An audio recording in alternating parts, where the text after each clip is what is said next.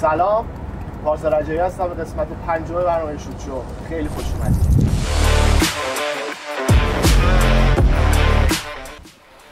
اینجا یه شماره 5 هست که قراره باهاش صحبت کنیم. شماره 5 دوست داشتنی، شماره 5 که تن خیلی ها بوده، ولی این یکم متفاوت‌تره. یکی از گلزن‌ترین دفاع‌های لیگ، یکی از بهترین عملکردهای خط دفاعی و یک کلین شیت به عنوان دروازه‌بان. حد می‌زنید که اینجاست. عزت الله پورغاز. سلام عرض می‌کنم خدمت شما و بینندگان خوب برنامه‌تون. در خدمتتون هستم. اختیار دارین خدمت از ماست. آقا عزت، شما که بازنشسته شدید. رفتم. بله دیگه. الان چی کار می‌کنید؟ واقعیت که 2 سال خب دیگه فوتبال گذاشتم کنار. خب با یکی دو تا از دوستان داریم کارهای آزاد انجام میدیم و خب مشغولیم دیگه. یعنی الان با فوتبال هیچ رابطه‌ای نداره؟ قبل سال یه کلاسی رو رفتم، ولی خب خودم هم حالا مربیگری دیگه شد. بله، مربیگری یه دوره‌ای رفتم، مدرکش هم گرفتم. حالا چند تا بازیکنم حالا بهشون آموزش میدم به صورت خیلی خصوصی. یعنی ما ان شاءالله آقای پورغازو در قامت سرمربی می‌خوایم ببینیم ان شاءالله. معلوم نیست دیگه، توکل به خدا. هدفی ندارین که به تیم خاص برسید؟ چرا؟ خب ولی خب الان نگیم در موردش صحبت نکنیم، فعلا بهتره. آقای پورغاز، این خب الان ما داخل این کافی شاپ رستوران هستیم. یه چیزی که حالا سوال خیلی حاشیه‌ای، شما اگر کافی شاپ برید چی سفارش میدید؟ من الان چای کرک. الان یا کلا؟ حالا یه چند وقتی هست دیگه میرم چای کرک باز شد. بله. چای کرک؟ بله. و اینا دوستان اگر زحمت بکشین 2 تا چای کرک بیارن، نمی‌خواستیم ببینیم دیگه.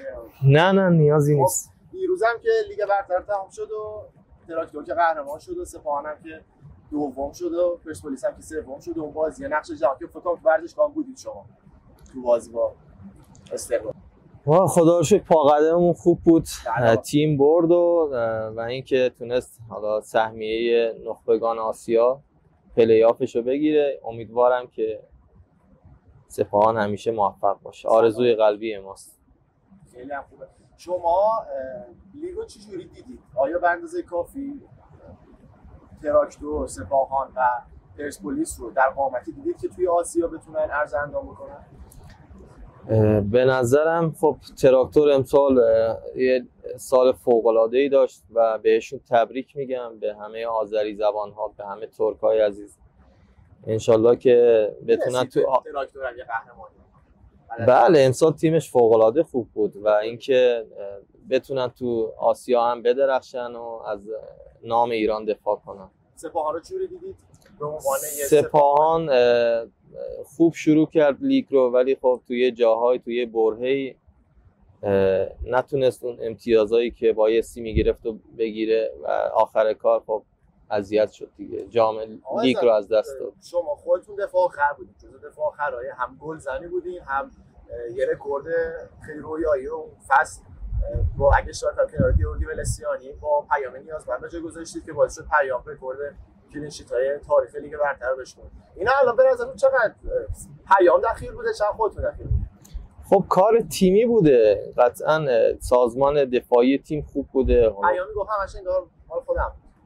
حالا آقا پیام لطف آره، ما حالا یه کوچولو زحمت کشیدیم. یه کوچولو.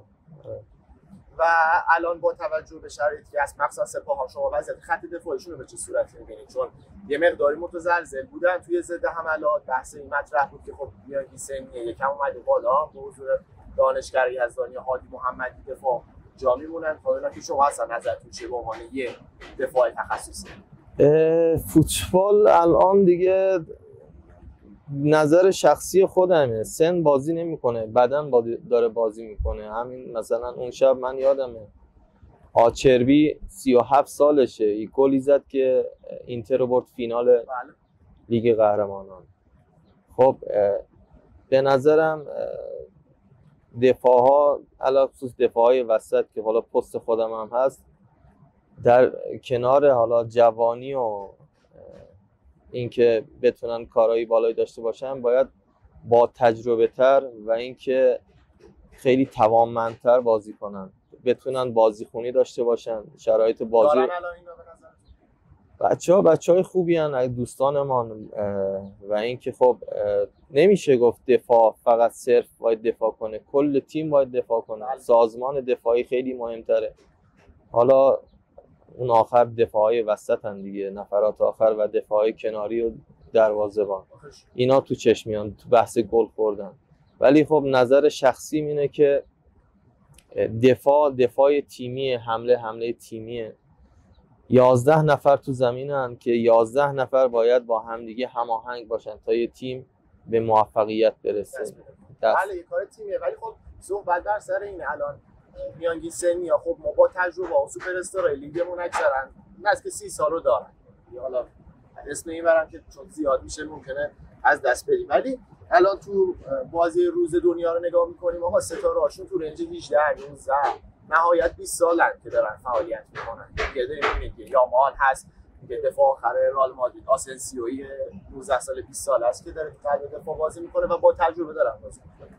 منتها تو ایران انگار برعکسه، ما جوون که بازی میدیم تازه بی تجربه است، با تجربه بازی میدیم بدن انگار یاری نمیکنه. این وسط شما خب ببینین این بازیکنایی که شما گفتین استثناء هستن. ما باید ببینیم که اکثرا چه بازیکنن، اکثرا دفاعایی که حالا ما میشناسیم با تجربه هستن، چون پست حساسی نفر آخر هستن، باید خیلی پخته عمل کنن و با تجربه. حالا اون بازیکنایی که شما اسم بردی خب اونا بازیکنای فوق العاده ای ان، خدا اونو تک ستارن. ولی خب شما اگه دقت کرده باشین تیم‌های دیگه اکثرا دفاعایی که هستن علاوه خصوص حالا پست خودم بازیکنای با تجربه ای هستن که دارن تو اون پست بازی میکنن و اینکه خب بازی‌های بزرگ، میدان بزرگ دیدن، آدم بزرگ قطعا همینطوره است. یکم حالا بحث تخصصی رو فاصله بگیریم ازش. الان حال دل خودتون چطوره؟ خوبه؟ حال دلم خوبه، بد نیست. یه ذره از فوتبال دور بودم، الان دارم یه ذره باش آشتی میکنم. چرا قهر بودین یعنی باش؟ یه ذره باش قهر بودم. یه سری اتفاقاتی افتاد که حالا یکم از فوتبال دلخور شدم. از فوتبال که نه، از یه سری آدما.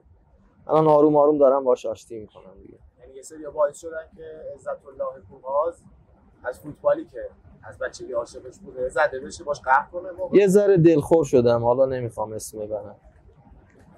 خیلی امیدواریم آقا هرچه سریع‌تر آشتی کنیم. به هر حال فوتبال به ریشه های زنده است، ریشه هاشم شما ها هستید. شما لطف داریم، ممنونم، مرسی. اتفاق بهتر و هرچی زودتر اتفاق بیفته.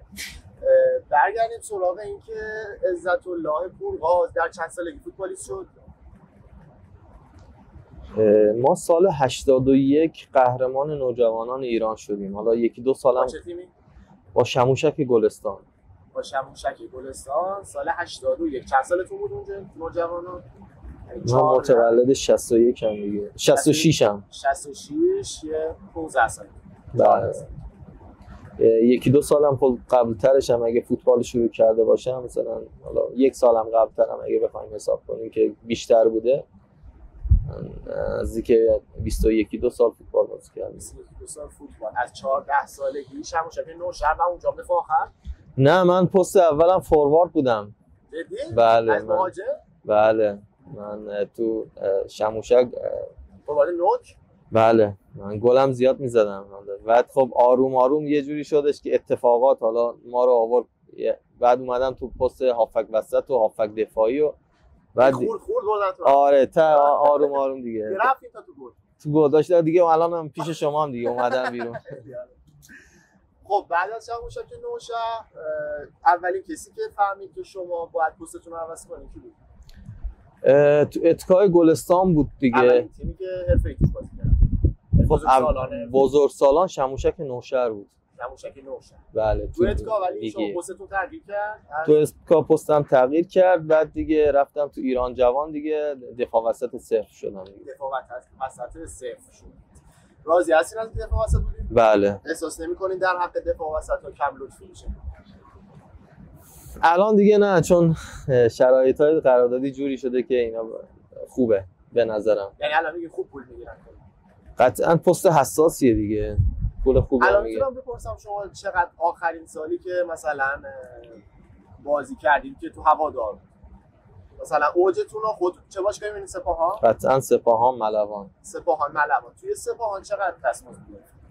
اگه میشه نپرس ما رو. الان که دیگه تموم شد. ما تازه با مالیات اوکی شدیم. آره. رنج یه حدود داره. آقا نپرس دیگه، وا بده. تو بازه بالا 100 میلیارد شما 100 میلیارد که دیگه الان نه، ما به اونجاشون ندیدیم واقعیت. زمان ما خیلی کمتر بود. بعد یه چیزی اون موقع شما به نظر خودتون و وضع الانی که فوتبال ما داره عشق و غیرت واقعا میگم بیشتر بود تا پول؟ جو الان نکنین دو تا دیدگاهه. یه سری‌ها میگن که بازیکن الان حرفه‌ای شدن، پول حرفه‌ای میگیرن، حرفه‌ای بازی میکنن، عشق و غیرت خیلی معنا نداره، هر کی آینده فوتبال حرفه‌ای خودش ترسیم میکنه. از یه طرفی هم خیلی میگن نه آقا کی گفت فوتبال حرفه‌ای به عشق و غیرتش و بازیکن‌ها پولی شدن. فوتبال دیگه به نظر خودم دیگه از قالب ورزش در اومده، شده صنعت. حالا شرایط اقتصادی مملکت ما هم یه جوری شده که الان پول یه ذره رنگ بیشتری گرفته. اینم بایستی حق داد به بازیکن آینده شونه. ولی خب قطعاً که کسایی که دارن تو تیم‌های بزرگ دارن بازی میکنن خب میدونن دارن تو چه جایگاهی هستن و اینکه تیم‌های پرطرفداری که دارن توشون بازی میکنن قطعاً هوادار هم نقش داره. چای کرکی دست شما در نکنه، ممنونم، مرسی.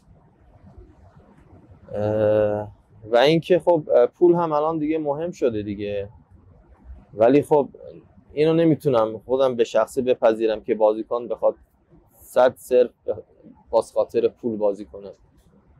پس یعنی شما میفرمایید که این عشق و علاقه همچنان هست ولی شاید یکم کم رنگ تر شد. شاید.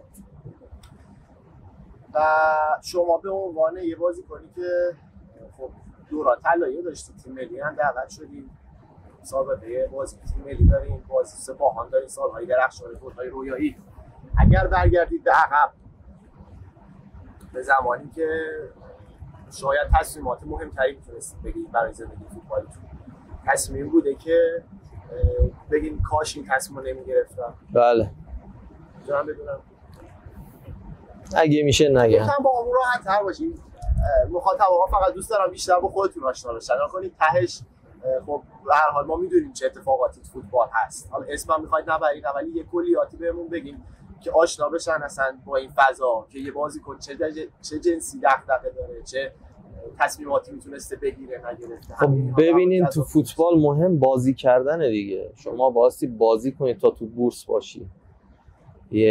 این که باید یه سری جاها، حالا من یه سری انتخاباتی کردم الانم برگردم شاید اون انتخابات رو بکنم، ولی بعضیاش نظر خودم یه ذره باید عاقلانه تر تصمیم میگرفتم. خیلی من مثلا تو بعضی تصمیماتم یه ذره دلی رفتار کردم، تصمیم گرفتم، ولی الان اگه باشم یه ذره عاقلانه تر تصمیم میگیرم. یعنی من صحبتاتون این رو برداشت کردم که شما شاید در مقطعی باید بیشتر بازی میکردید و به خاطر اعتماد اشتباه یا ما واقعیت خودم اینجوری هم که اگه حرفی بزنم سعی میکنم رو اون حرفم پایبند باشم، ولی خب با یه سری دوستان رفاقتی رفتیم جلو که اگه الان بود شاید شما اکثر تیم‌ها که رفاقت نمی‌کرد. فقط فکر کنم سپاهان یه مقطعی کاتشون درسته. سپاهان من آخه 2 تا مصدومیت خیلی شدیدم داشتم که نتونستم بازی کنم. توی یه برهه‌ای هم خب رباط صلیبی و یکم. بله. توی یه برهه‌ای هم خب یه ذره کمتر بازی کردم، ولی خب سپاهان خوب بوده تا جایی که حالا اوکی بودم. حالا سال اولش هم حرفاتون یه دلخوری داریم که میرین سمتش. نه من پولمو گرفتم بازیم هم کردم، دلخوری نیست اون دیگه، حالا بمونه برای بعدن دیگه. برای بعدن یعنی ما یه قسمت دیگه در خدمتتون باشیم که ان شاءالله زیاد بازش نکنیم. خیلی عالی. آقا شما در یه مصاحبه‌ای مطرح کرده بودین که فوتبال خودتون یه تیم ملی دعوت شدتون رو مدیون کارلوس کیروش. کارلوس کیروش تیم ملی دعوت هم کرد، ولی کسی که خیلی نقش مهمی داشت فیروزخان کریمی بود. آره هر جا هست خدا حفظش کنه. نه جدی میگم، من فیروزخان کریمی که اومد ملوان، خب اوایل وقتی که اومده بود زیاد چیز نمیکرد، زیاد مثلا روم حساب باز نمیکرد. بعد یه بازی کی بود تو وقتا که حسین کنعانی بود، احمد آهی بود که احمد آهی که بعد مصدوم شد دیگه من و حسین شدیم و خب خیلی روزای خوبی داشتیم اونجا و فیروزخان کریمی هم خیلی واسم زحمت کشید. بعد اون حس بهم اعتماد کرد و تونستم به نظر خودم جواب اعتمادشون رو خوب بدم. شما از ملوان رفتیم به سایپا بعدش درسته؟ من از ملوان دعوت شدم. بله. بعد حالا ایست جالبی کردن این وسط پیش بینه که شما از ملوان دعوت شدین به تیم ملی. خب طبیعتاً بازیکن ملی پوشی که خارج از تیم پرسپولیس، استقلال، سپاهان اون مقطع بود خیلی کم بود. فکر می‌کنم نداشتیم عملاً بازیکن که کم بود به نظرم. الان حضور ذهن ندارم. آره بیشتر نبود. بعد خب قطعاً آفرهای مختلفی براتون میاد دیگه، یعنی از آره بله اون تایم خیلی بله بود. چرا نرفتید؟ من یه صحبتی کرده بودم با استقلال خوزستان، فقط در حد یه صحبت بود و قول و قرار بود. بعد خب خود آقای منصوریان استقلال هم اون تایم بهم زنگ زدن و گفتش که من خودم زنگ میزنم به استقلال خوزستان اجازت رو میگیرم، ولی خب اخلاقی اینجوری بودش که چون قول داده بودم نمیتونستم که بزنم زیرش. هم اول قول دادم به استقلال خوزستان. بله. بعد چون باهاشون صحبت کرده بودم و قرار بودم که برم باشون کارو تموم کنم، سعی کردم کار انسانی و اخلاقی رو انجام بدم که نخوام مثلا صحبت حرفم دوتا بشه و رفتم اونجا. ولی خب یه ذره اذیتم شدم، ولی خب سعی کردم کار اخلاقی رو انجام بدم. خیلی هم عالی. آقا بفرمایید چای کارتون سرد نشه، من ببینم چه مزه. یه دقیقاً چون من چای خور نیستم واقعا، خودم بیشتر قهوه دوست دارم، ولی ببینیم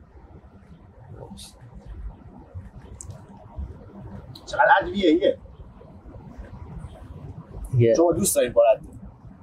ما دوست داریم دیگه. غذا مورد علاقتون چیه؟ یه غذای ترکمنیه دیگه. مثلا غذا که سردار گفت یه حاشیه شد براش، داستان شد. فکر کنم چک درمه. همین بود دیگه. بله. چک درمه. چک درمه چی درست میشه اصلا؟ والا من آشپزیم زیاد خوب نیست. یعنی چی توشه؟ همه چی هست توش. نه مرغ گوشت نه همه داخلش. با مرغ هم میشه، با گوشت هم میشه، با ماهی هم میشه. بعد چیه ساندویچه خورش؟ نه با برنجه. با برنج. بله. اونم ادویه زیاد. دیگه من تخصصی نمیتونم بهت بگم. مرغ زیاده یا نه؟ نه خوبه دیگه، خوشمزه است. اصلا لازم شد که حتما آقا ما بهش بپردازیم. آقای پورغاز عزیز، ما یه چند تا سوال کوئسچن باکس گذاشتیم. بله. از هوادارا و کسایی که حالا ما رو دنبال میکنن یه سری سوال هست که از شما پرسیدن. من دقیقاً این همون چیزی که از شما پرسیدن رو مجددا نقل قول میکنم، شما دیگه جواب که دارید اگه بتونم. گفته که عزت خان تو یکی از قشنگترین گل‌های کلاسیکوی ایران رو زدی، حست بعد از اون گل چی بود که با اون ابهت توپو چسبوندی به تور دروازه بیرانوند؟ مهدی از خرم آباد. مرسی از آن. گل عجیبی بود. گل خب خیلی گل عجیبی بود. گل رو پام نشست دیگه. تو تاریخ ایران واقعا جز اون گل اینا. بچه حسی داشتیم واقعا. ولی خوشحالیتون اصلا خیلی انگار گل نو. من یه ذره آدم درونگرایم دیگه، نمیتونم زیاد چیز کنم. آره یه ذره خوشحالی آنچنانی نمیتونم بکنم. یه کاریزمای خاصی داشت. دیگه نظر لطف شماست، ولی خب خدا رو شکر. خب پس که اینم از این. بعد مبینا پرسیده که به نظرتون علت عدم قهرمانی سپاهان در سالهای اخیر چیه؟ خب فاکتورهای زیادیه به نظرم، نمیشه گفتش که این بس خیلی تخصصیه. الانم جلوی حالا بخواین کلی یک کوتاه پاسخ بهمون بدید. والا چی بگم من الان، یعنی شما بیشتر مدیریت می‌بینید یا فنی می‌بینید؟ کلا همه دخیلن دیگه تو بحث این که 0 تا 100 داره. یه سری خب جایی مشکل هست دیگه، نمیشه گفت تک هیچ کرد بگیم بازیکن، مربی، مثلا مدیریت. نه قطعا زمان خود شما چی بود مشکل؟ والا ما مشکل آنچنانی نداشتیم. ما 5 سال که اینجا بودم به نظرم 2 سالشو میتونستیم قهرمان بشیم، ولی خب به دلایلی نشد دیگه. کدوم 2 سال؟ سال محرم؟ سال اول آقا محرم بود که فکر کنم 65 امتیاز گرفتیم. اولین تیمی که بالای 60 امتیاز دوم شد. بعدش هم 1 سالم سال آقای قلعه‌نویی بود که سال اولش بود. درست سال اولش هم ما خوب بودیم. سالی شد که تو تهران پرسپولیس رو بردی با قلعه‌نویی. نه همون سالی بود که قضیه نقش جواب پیش اومد فکر کنم تو رختکن داستان رختکن. من فکر کنم سال دومش بود که من ربات پاره کرده بودم. نبودم تو اون تایم. اون دوم یعنی نبود شما؟ نه من ربات داده بودم. شما خبرداری چی شد اون سال؟ من نبودم تو رختکن، نمیدونم. خبر من پامو چیز عمل کرده بود. عجیب غریبی هم. آره پام عمل کرد، ربات پاره شده بود. پرسیده که آیه محمد رضا پرسیده که بهترین مربی که باهاش کار کردی کی بود و چرا؟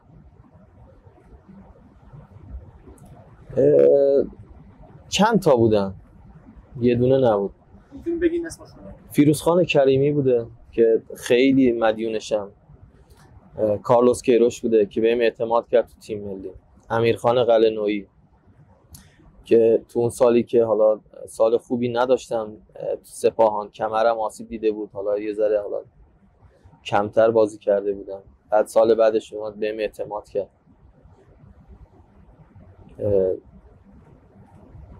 همین سه تا خیلی هم عالی. بعد پرسیدن که در مورد استیون انزونزی و بنی یدر و آقا محرم هم بود، چون اون سالش هم که اومد من ربات هم پاره شده بود. آقا محرم هم آره خیلی کمکم. و کارلوس کیروش عزیز و آقای قلعه‌نویی و آقا محرمه. جا داره اینجا هم از آقای کرانچار هم خیلی مثلا تشکر کنم که من علت اومدنم، یکی از دلایلی که اومدم سپاهان به خاطر شخصیت و کاریزمای آقای کرانچار بود. خدا رحمتش کنه، خیلی آدم خوب و جنتلمنی بود. ان شاءالله که خدا رفتگان رو هم رحمت بکنه. و در مورد خارجی هم که نظر خاصی داری؟ استیون انزونزی بنی یدری که نبودم باهاشون، نمیتونم در موردشون صحبت کنم. بازیاشون رو که دیدی؟ کم دیدم. انزونزی نشون داده حالا بازیکن بزرگیه، ولی خب اون آقای بنی یدر خب چون تایم کمی بوده نمیتونم در موردش صحبت کنم. ولی بازی‌های انزونزی رو دیدم، بازیکن خوبیه. بله بازیکن خوبیه. خیلی خب ما می‌خوایم یه فرصتی بریم و برگردیم. فقطش مگه سوالی ازتون دارم. یا خدا. نه این سوال خیلی شما چه حسی داره که توی تیم ملی کلین شیت کردین و خیلی از دروازه‌بان لیگ برترمون کلین شیت نداشتن؟ اذیتمون نکن دیگه. اذیتمون نکن. بازی با گوام واقعا درخشیده دیگه. خب من حالا اینو به شوخی گفتم دیگه. حالا شما هم حالا من قبل خیلی رفتم تو گل تیم ملی.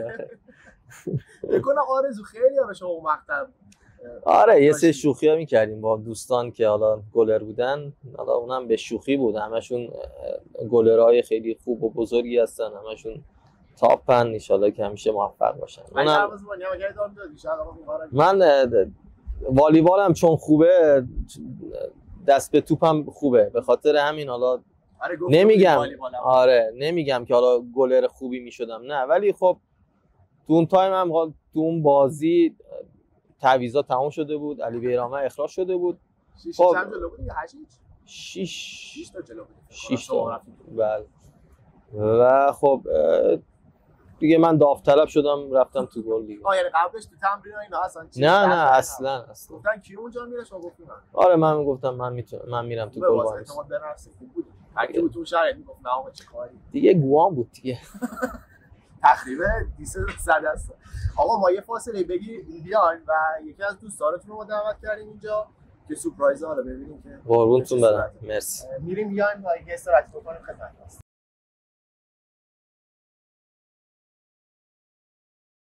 خب آقا رفتیم و برگشتیم. یه دوست عزیزی به ما اضافه شد، حمیدخان نعمتی، یکی از هافبک دفاعی‌های خوب لیگ و یکی از همشهریان آقای عزت‌الله پورغازو که فکر کنم بچه محله‌ای و از بچگی با هم اومدیم بزرگ شد. آقا سلامی هست، بفرمایید تا شروع کنیم. مرسی. منم سلام و عرض ادب دارم خدمت شما، همکارانتون و مردم خوب و نازنین اصفهان و مخاطبای برنامه خوب. لطف دارین آقا، خیلی خوشحالیم که در خدمتتون هستیم. آقا شما نبودید واقعیت ما با آقای عزت یه سری صحبت‌ها کردیم در مورد مسائل مختلف. آقای عزت یه مقداری سفت خودشونو نشون دادن. اذیتمون نکنید. ما هر چی اطلاعات خواستیم بگیریم آقای عزت ندادن. ما آقا دیگه شما رو آوردیم که واقعیت گفتیم آقا شما جواب نمیدید. آقا همین اینجا هستن که ما در خدمت شما هستیم. خدمت از واسه آقا لطف دارید.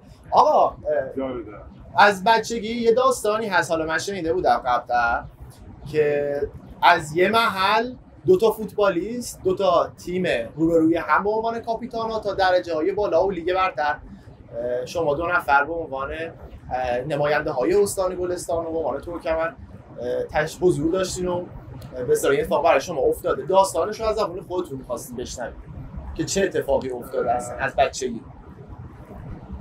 والا من آقا عزت فکر می‌کنم دوستیمون برمیگرده به سال 82 یا 3 که اونجا با هم فوتبال شروع کردیم. یعنی از یک محل، از یک شهر کوچیک، یه محیط بسته استارت زدیم فوتبالمون رو با هم از همون موقع و چندین سال هم با هم همتیمی بودیم، همخونه‌ای بودیم. تو کدوم تیم همتیمی بودیم با هم؟ ما تو شموشک نوشهر همخونه‌ای بودیم، همتیمی بودیم. بعد توی اتکای گلستان بودیم با هم و بعد از اتکام که دیگه کلا مسیرامون جدا شد و همه رفتیم باشگاه متفاوتی که بازی. شما رفتین کجا از اونجا؟ من از اونجا رفتم مصر رفسنجان.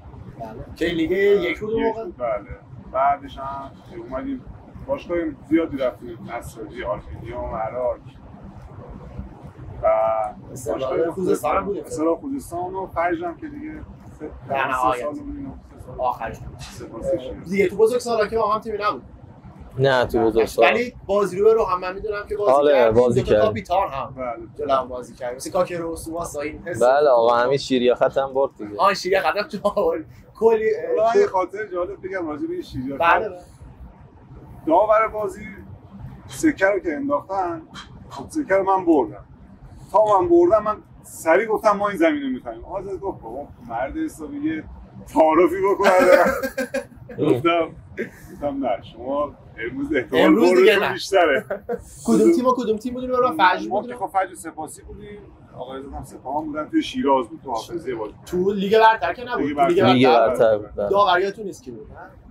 داور بازیاتون نه حضور ذهن ندارم. داور رو دقیقاً حضور ذهن ندارم. خواستم نه برادر بنیادی فر از اون موقع بودم بازیایی. نه بنیادی فر نبود به نظرم. همرنگ بود. هیدری، برادر هیدری اشتباه گفتم. هیدریه. بعد آقا همرنگ بود دیگه. همرنگ. فکر کنم. خب خیلی عالی.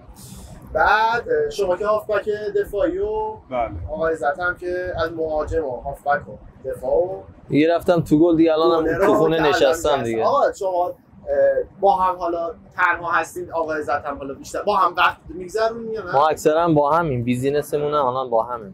تو گلستان از گلستان با هم. درسته؟ بعد بزرگترین خصوصیت خوب آقا عزت چیه؟ آقا روک بگین اگه نداره. آدم امنیه واقعا. من از آدمای امن خیلی خوشم. یعنی چی امن؟ ببینید یه چارچوب و یه حد و مرز و یه فضایی توی دوستی با آقا عزت وجود داره که همه چیز تو کمال احترامه و شما هیچ وقت نمیتونید در واقع وقتی که آدم امن انتخاب میکنید بیشتر دنبال این هستی که آسیب نبینی و میبینی که تو روابط امروزی جامعه ما خیلی آدم انسان امن و مطمئن و منم قلبا مثل برادرم آقا عزت دوست دارم از دوستان. یعنی اصلا ما که شبانه روز با همیم و همه کارامون هم با همه و امیدوارم که تا همیشه این دوستی و این برادری باقی بمونه. ان شاءالله که آقا دوستی آقا حمید آقا ویژگی که از آقا حمید خیلی مثبت و خاص توشون می‌بینید چیه؟ آقا حمید خب لطف دارن نسبت به ما، رفاقت ما خب 20 اندی ساله که با همیم این برادریم، تو مشکلات خب اکثرا با هم دیگه ایم و خب حمید یه ویژگی که داره یه انسان واقعیه، تو شرایط سخت همیشه هست. داداش آره داداشیه دیگه و اینکه خیلی آدم سخت کوش و پرتلاشیه و تو رفاقت همه جوره هست، یعنی خیلی عالی. آره رفیق جانه دیگه. آقا دیگه ان شاءالله که پاینده باشه این ارتباط. و خب حالا که آقا نکته مثبتای همو گفتیم، می‌خواستم مثلا اینو پرسم اینجا برسم بزرگترین ویژگی منفی آقا عزت چیه؟ یعنی من می‌خواستم من اینو پرسیدم که شما راحت دیگه شما امروز می‌خواید ما رو دعوا بندازید. نه اختیار دارید. ویژگی منفی که نمیتونیم بگیم، ولی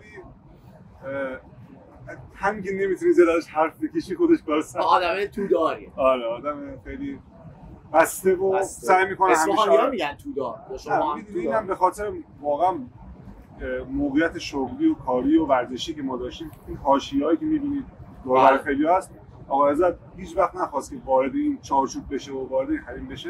برای همین خیلی سعی میکنه محافظه‌کار کار پیش بره. اینم کار برای ما سخت میکنه دیگه. بعد نمیدونیم داره چیکار میکنه. چله از ما هر چی سوال پرسه آقا عزت.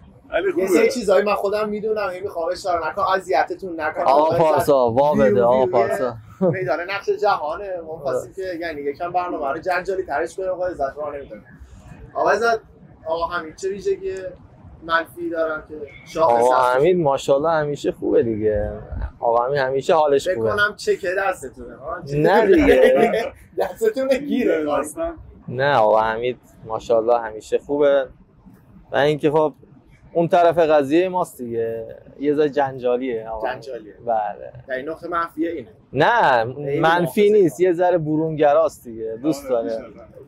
خب خوبه آقا، هافبک دفاعی بعد جنگنده و خب آقای عزت عزیز یه اسمی رو برای من فرستادن از دوستان هم تیمیتون که الان متوجه شدن که تو برنامه شما هست. کی هست؟ گفتن که حالا اسمشون رو پس اجازه بدید منم نگم، ترجیح گفتن که در رابطه با آقای ژوزه مورایس نظر آقای عزت حتما بپرسید.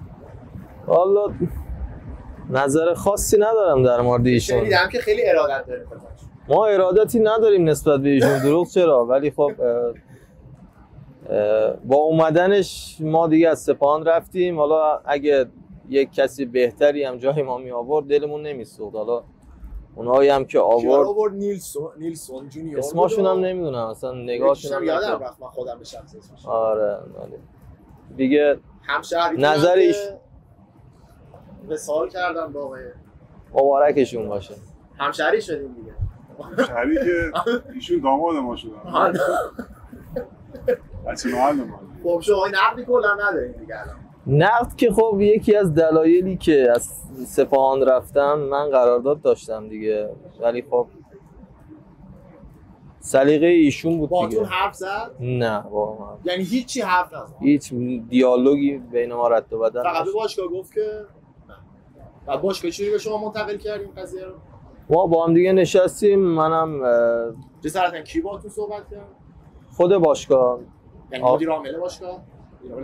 آقای فتاحی زنگ زدن که آقا اینجوریه. بعدش هم اومدم من گفتم که خب جایی که باشه من به قول یارو به زور که نمیتونم باشم که. همون سالش هم رفتم هوادار. بله. تو هوادارم به بیشترین گل رو من زدم. بله. فوروارد تیم. فکر کنم 5 تا گل زدیم اون فصل. فوروارد تیممون فکر کنم 3 تا زد، من 5 تا زدم. گلزن‌ترین مدافع اون فصل فکر کنم دوم یا اولی شد مثلا. آره خب الان تیمم افتاد به نظرم. اون سال ما که خب شرایطش خیلی استیبل تر بود با خیال راحت، ولی خب به نظرم دیگه الان خبر شد. آره هوادار رو نساجی که آره رفتن از لیگ و صحبتی که خب به هر حال نمیشه در موردش کرد. آقای حمید عزیز شما لیگ رو رصد کردید این فصل؟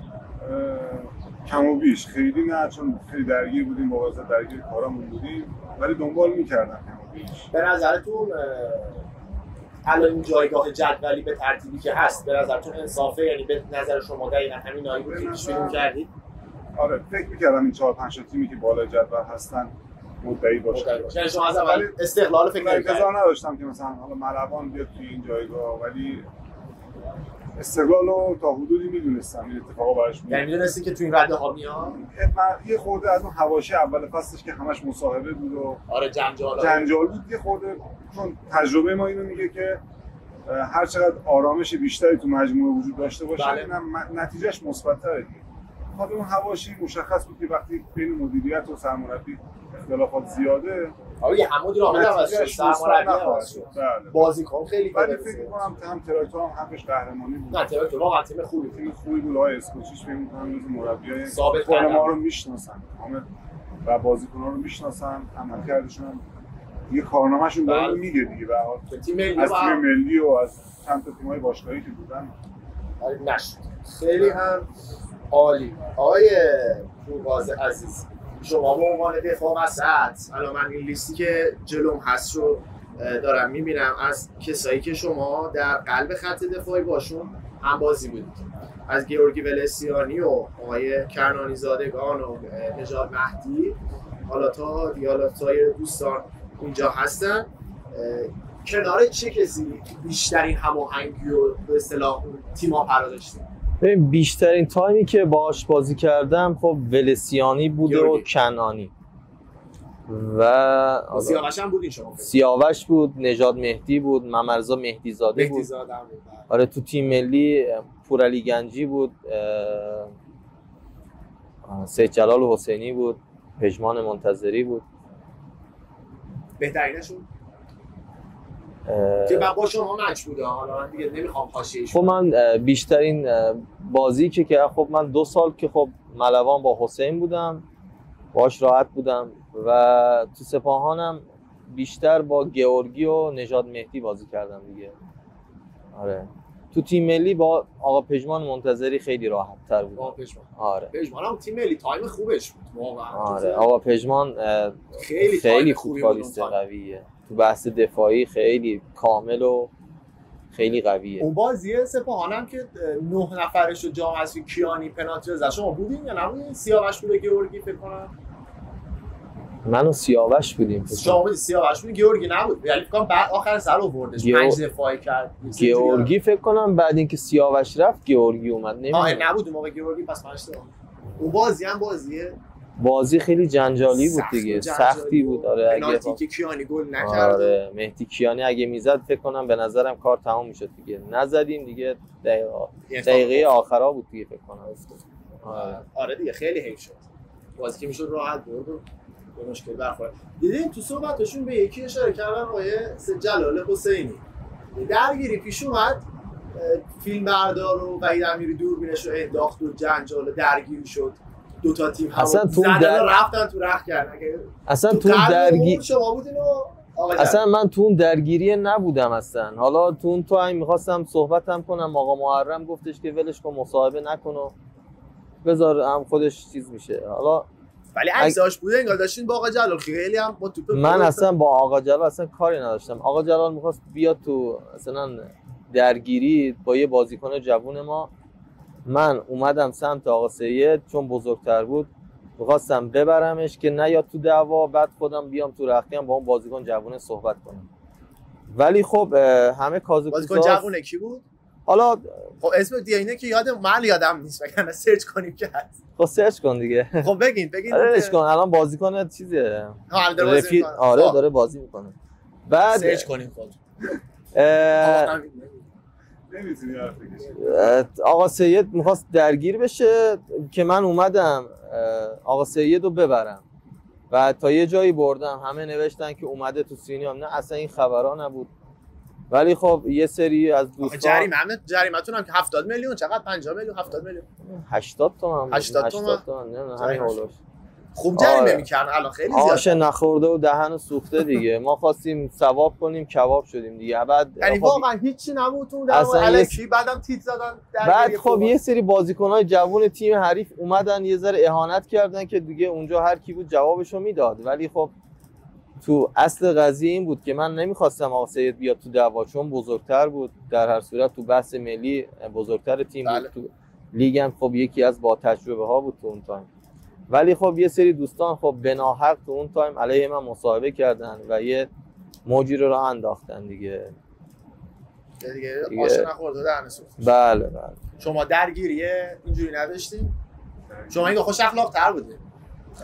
نه من خیلی دعوایی نه، چون مثلا مسئولیت کاپیتانی رو دوش ما بوده، به خاطر همین همیشه سعی کردیم اخلاق رو در واقع اولویت قرار بدیم و خیلی وارد نشیم. درسته توی مجموعه تیم مثلا با بازیکن‌ها شاید بد اخلاقی کنیم و صفر باشیم، ولی اونم به خاطر منافع تیم بوده قطعاً. ولی حاشیه به اون صورت همیشه بدون حاشیه کار کردیم. ای آقا حالا میدونم خسته هستین، اصفهان هم که مهمان ما هستین و همین که آقا توی این فرصتی که این افتخار رو دادین که ما در خدمتتون باشیم، ما یکی تو چالش با هم بریم ببینیم که نظر شما چیه. نه این چالش آقا اون چالشی هاره که جواب ندادین، این که این چالش عزیزی قربونت. آقا یه سوال می‌پرسم یه جواب داره فقط. بهترین دفاع حال حاضر لیگ برتر نظر عزت الله بوقاست الان به نظرم امسال عارف آقاسی فصل خوبی داشت. عارف آقاسی بله. یعنی الان شما میگین که بهترین دفاع حال حاضر لیگ ایران عارف آقاسی، بهترین دفاع ادوار تا جایی که ذهنتون یاری کنه. ببین آقا پژمان منتظری و من هم خیلی دوست دارم هم فوتبالش رو خیلی قبول دارم. پس شد بهترین دفاع تاریخ ادوار آقا پژمان و بهترین دفاع حال حاضر آقا سید جلال حسینی هم هست، آقا هادی علیقی هست، آقا پژمان منتظری. خیلی عالی. آقا همین شما بهترین هافبک دفاعی حال حاضر لیگ؟ بهترین هافبک دفاعی فکر می‌کنم ایرانی یا خارجی؟ مهم نیست. حالا بگین ایرانیش هم بهمون بگین. چون فکر کنم انزونزی رو می‌خوایم بگین ها. انزونزی رو خیلی دوست دارم سبک بازیش. خیلی ساده و در اختیار تیمه. من حالا درست یکم اونجوری شلوغ نیست که پودوه بده، ولی با کلاس بازی می‌کنه. باعث با کلاس دوست دارم. انزونزی دوست داشتم. توی ایرانیا هم حالا میشه محمد کریمی رو بگیم خوب بوده، بعد یا بگیم مثلا چیزا ندارم فکر دفاعی اصلا ریگی که کمتر این فصل بازی کرد ولی خب حالا کریمی رو ما ازتون قبول می‌کنیم، ولی خب انزونزی بود دیگه نهایتاً بهتره. به نظر من انزونزی واقعا با پرستیژ ترین بازیکنی که کنارش بازی کردیم، حالا چه به عنوان کاپیتان چه به عنوان بازیکن. باش هم پستی بودم؟ نه کلا هم تیمی بودم یا تو تیم ملی باش بود. احسان هاشتفی الان زمزم ماشتره میاد که برگرده سپاه ها، شما نمیدونیم قراره برگرده؟ نه یه چند وقت ازش بیخبرم. خب شما کی؟ با پرستیژ ترین بازیکن که بازی کنید؟ پرستیژ ترین که من معمولا با دروازه‌بانا خیلی ارتباط خوبی برقرار می‌کردم تو دوران ورزشی. حالا یه چند سالی با یکی از این دوستان خیلی هم رفاقت نزدیکی با هم داریم. دوست داشتم استایل زندگیش و سبکش و مثلا حرفه‌ای بود. آقای حسین ناهیجی. دروازه‌بان آلومینیوم عراق بود، با پرچم با ما بود. بله چند تا باشگاه دیگه که خونه به خونه بابل و اینا بازی می‌کرد. تیم‌های چیز بازی کردن. بیشتر تو لیگ یکی و اینا اومد. خب خیلی آقا من حالا سوال آخرام از بزرگوار می‌پرسم که دیگه مزاحمتون هم میشه از این نشید. به عنوان من کسی که خودم از بچگی خب فوتبال رو بازی کردم، ادامه دادم، حالا موثر نبود یا بود کاری نداریم. یکی از چیزایی که همیشه دغدغه من بوده و همیشه گوشه ذهنم بوده، یه قشری هستن تو ایران که خیلی نادیده گرفته میشن توی فوتبال. بچه‌ها و جوونایی هستن که میخوان فوتبالیست بشن و متاسفانه خب تو ایران دیگه خودتون بهتر می‌دونید 1000 تا مفسده هست، 1000 تا آدم نادرست هست، 1000 تا مشکلات و رانت و داستان‌های دیگه هست. شما به عنوان یک بازیکن حرفه‌ای که در اوج بودید، هر دو پست خودتون جزو بهترین ها بودید، بخواید یه راهنمایی بکنید و یه جمله امید بخش به این دوستان بگید، چی میگید؟ حالا دوربینتون اون هست و شما همین دوربینتون این هست. آقا بفرمایید بهشون بگید که بتونن استفاده کنن. به نظرم هدفمند برن جلو، پله به پله، عجله نکنن، نخوان ره 100 ساله رو یه شبه بخوام برن و پیش آدم اهلش برن. آدمایی هستن که بخوان مطمئن باشن و اکادمیک بیان بالا. یه حالا جاهایی هستش که حالا ما خودمون دوستانمون هستن تو سطح استان هم دارن کار میکنن، حالا اصفهان حالا کمتر ما شناس داریم، ولی خب همین استان خودمون هم هستن بچه‌های دوستانی هستن که واقعا دلسوزانه دارن کار میکنن. پیش کسایی نرن که با حرفای عجیب غریب باهاشون صحبت میکنن و وعده وعید میدن. فوتبال ورزش برای من یکی خیلی سخت بوده، خیلی باید تلاش کنن اینکه بخوان فوتبالیست بشن و پله به پله برن جلو و با آدمای درست تو این مسیر قرار بگیرن که بتونن راهشون رو بهتر و درست‌تر پیدا کنن. درست. همین شما ببینید،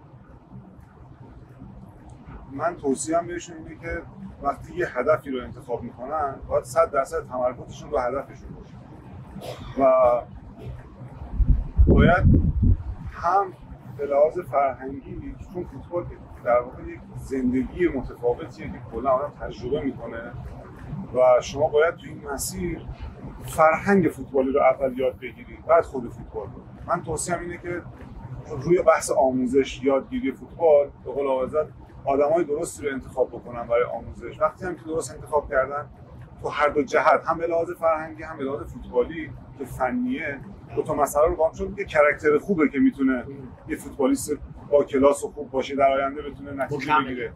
آره، و این که حتما بعد اینم من بهش اعتقاد دارم که شما خودمون از یه جای سختی فوتبالمون رو شروع کردیم، یه محیط بسته، کسی نبود دستمون رو بگیره، هیچ کسی نبود حامی ما باشه، برای ما هزینه بکنه.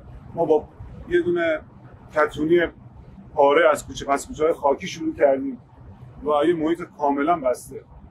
میخوام اینو بگم که خودم احساس میکنم، مثلا آقا عزت رو میبینم، شرایط خودمون رو بررسی میکنم، اینم 99%ش تلاش بوده، 99%ش پشتکار بوده. حالا استعداد شاید 1% وجود داشته، ولی اون پشتکاره، اون سخت‌کوشیه، اون همته، اینکه از خیلی چیزا بزنم، باید بزنم، این فداکاری باید باشه، از خودگذشتگی این مهمونی‌ها، این دورهمی‌ها، این تفریحاتی که قطعاً آسیب میزنه بهشون. و توصیه‌ام اینه که این موبایل رو گوشی رو بذارن کنار، واقعا خیلی انرژی میگیره، خیلی از اون هدف دورت میکنه، یه جور اعتیاد آوره، تمرکزت ازت میگیره. به نظر من تلاش کنن، همت کنن، چون 99% فکر میکنم تلاشه. بله. و 1% استعداد. درست. قطعا موفق میشه. خیلی ممنونم. امیدوارم که صحبت‌هایی که این دو عزیز کردن رو حتما شما آویزه گوشتون رو کنید، استفاده بکنید. خیلی ممنونیم که افتخار دادید، هم شما آقای عزیز، هم آقا حمید عزیز. امیدواریم که بتونیم آینده نچندان دور هر دو شما رو روی نیمکت تیم‌های بزرگ ببینیم و آنچه که استحقاقش رو دارید. ممنونم، مرسی. انشالله.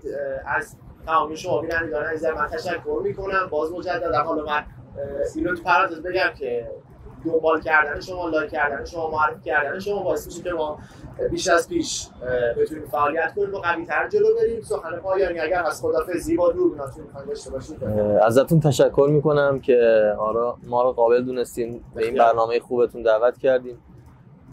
ایشالا که همیشه موفق باشین و اینکه حال دل همه خوب باشه دیگه. انشالله.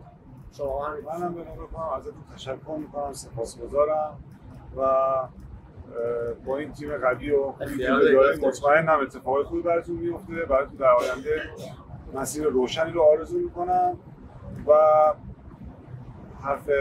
حرف پایانی هم که دیگه آرزوی حال خوب واسه مردم ایران.